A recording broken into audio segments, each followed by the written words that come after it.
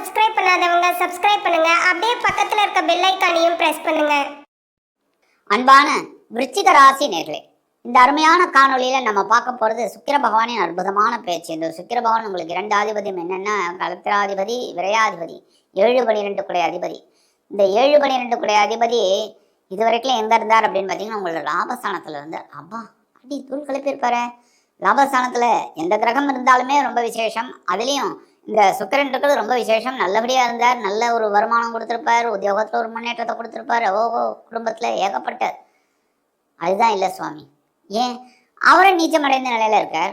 அவர் எப்படி உங்களுக்கு லாபத்தை கொடுப்பார்? அவரே பலம் இல்லை. அப்ப உங்களுக்கு சில வேலைகள் மற்ற கிரகங்களின் துணையோடு ஏதோ நடந்தது, பரவாயில்ல. ஆனா குரு வந்ததுலேருந்தே குரு உங்களுக்கு இந்த இதுக்கு வந்துட்டார்.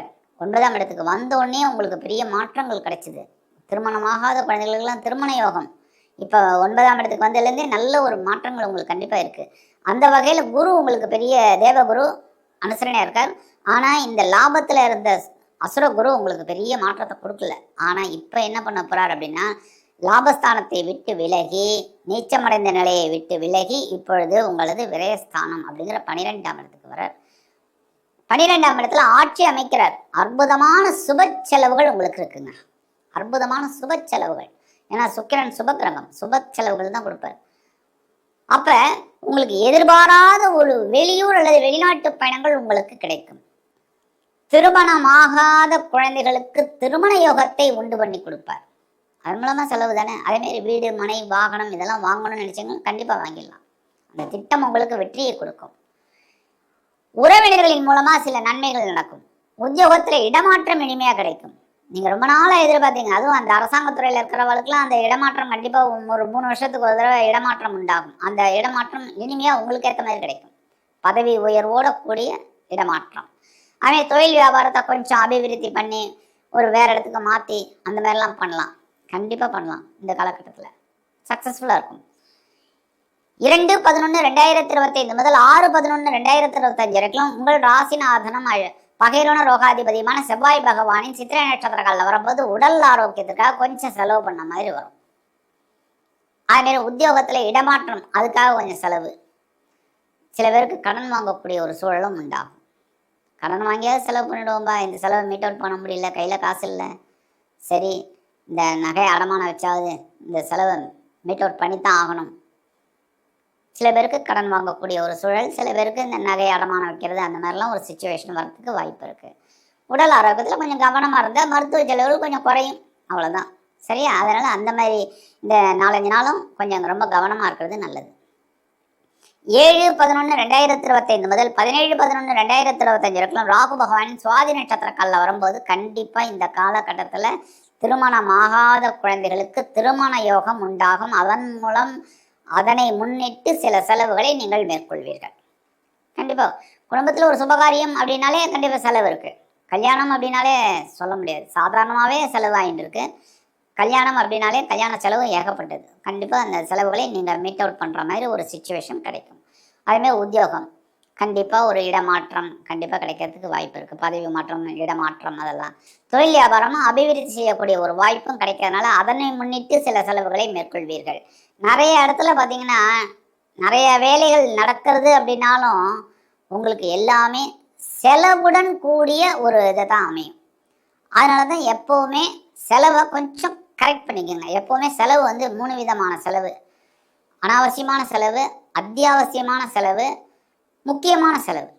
இந்த முக்கியமான செலவை நம்ம பண்ணித்தான் ஆகணும். அதுமாதிரி அத்தியாவசியமான செலவு நம்ம யோசித்து பண்ணித்தான் ஆகணும்.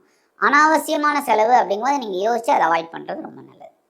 அடுத்தபடியாக 18-11-2025 முதல் 25-11-2025 வரைக்கும் 2-5 குடைய அதிபதி குரு பகவானின் விசாகம் நட்சத்திர காலில் டிராவல் பண்ணுறாரு. இந்த நேரத்தில் தனவரவு தாராளமாக கிடைக்கும். அதற்குண்டான செலவுகளும் தாராளமாக வந்து சேரும். இப்படி பணம் வரும், அப்படி பணம் போகும், அவ்வளோதான். சரியா? அந்த மாதிரி ஒரு காலகட்டம்.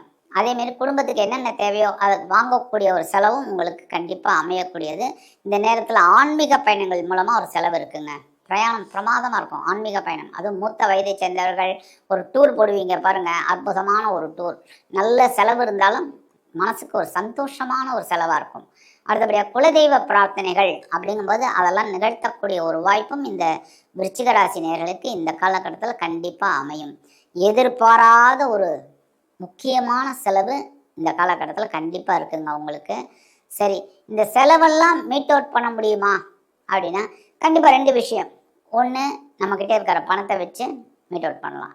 இல்லைன்னா கொஞ்சம் கடன் வாங்கி செலவு பண்ணக்கூடிய சூழல் சில பேருக்கு உருவாகும். சரி, பரிகாரமாக என்ன பண்ணினா ரொம்ப விசேஷம். கண்டிப்பாக நீங்கள் சுக்கிர பகவானை வழிபாடு பண்ணியே ஆகணும். ஏன்னா விரயம் நம்ம கட்டுப்பாட்டுக்குள்ளே வரணும் அப்படின்னா சுக்கிர பகவானுக்கு சில வேளைகளில் நீங்கள் சில பரிகாரங்களை பண்ணினா தான் ரொம்ப விசேஷம். நவகிரகங்களில் உள்ள சுக்கிர பகவானிற்கு நீங்கள் ஒரு அர்ச்சனை பண்ணுங்க. வெள்ளிக்கிழமை காலையில் பண்ணாலும் சரி, சாயந்தரம் பண்ணாலும் சரி, உங்கள் பேரை சொல்லி ஒரு அர்ச்சனை பண்ணுங்க. ஏன்னா அப்போ தான் விரயம் உங்களுக்கு கட்டுப்பாட்டுக்குள்ளே வரும். கண்டிப்பாக விரயம் தவிர்க்க முடியாதது, விதி மாதிரி தான். எல்லாரும் சொல்லுவாங்க விதியை மதியால் வெல்லலாம்னு. மதியால் வெல்லவே முடியாது. விதி இப்படி தான் எல்லாமே நடக்கும். ஆனால் அந்த விதியோட கடுமையை நம்ம குறைச்சிக்கலாம், அவ்வளோதான். கடுமையை குறைக்கலாம். ஒரு பெரிய மழை அடிக்கிறது, நம்ம போகிறோம் அப்படின்னா கையில் கொடை இல்லைன்னா கொடை மூலமாக ஒரு இது நமக்கு கிடைக்கும், உபயோகம். அப்போ எப்படி கிடைக்கும் அந்த உதவி? நம்ம கடவுளை வழிபாடு பண்ணுறதுனால தான். டக்குன்னு எவனாவது ஒருத்தன் கொடை கொடுப்பான். அதேமாதிரி வெயில், டக்குன்னு யாராவது ஒரு தாக சாந்தி ஏதாவது கொடுப்பாங்க. இதெல்லாம் நமக்கு ஒரு பரிகாரம். ஆக இந்த சின்ன பரிகாரம் நீங்கள் பண்ணால் தான் இந்த செலவுகள் உங்கள் கட்டுப்பாட்டுக்குள்ளே வரும். எல்லாமே மேக்சிமம் சுப செலவுகளாக வரும். ஆக இந்த பரிகாரங்களை நீங்கள் செய்வதன் மூலம் உங்களது கலத்திராதிபதியும் விரையாதிபதியுமான சுக்கிர பகவான் உங்களது விரயஸ்தானத்தில் ஆட்சி அமைத்து சில அற்புதமான சுப செலவுகளை ஏற்படுத்தி கொடுப்பார் என்று கூறி விடைபெறுகிறேன். நன்றி, வணக்கம். மேலும் தகவலுக்கு எங்கள் சேனலை மறக்காமல் சப்ஸ்கிரைப் பண்ணுங்கள். நன்றி.